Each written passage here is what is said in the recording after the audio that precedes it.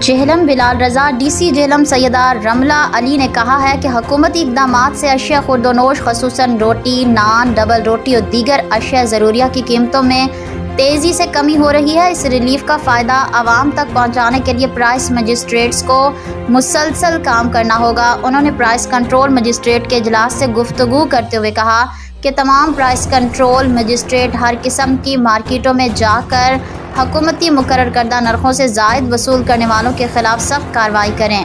روزانہ کی بنیاد پر کارروائیوں سے ہی مارکیٹ کو کنٹرول کیا جا سکتا ہے۔ ناقص، زائد المیعاد اور کم وزن اشیاء بیچنے والوں کے خلاف بھی قانون کے مطابق ایکشن لے کر حکومتی ریٹ کو یقینی بنائیں۔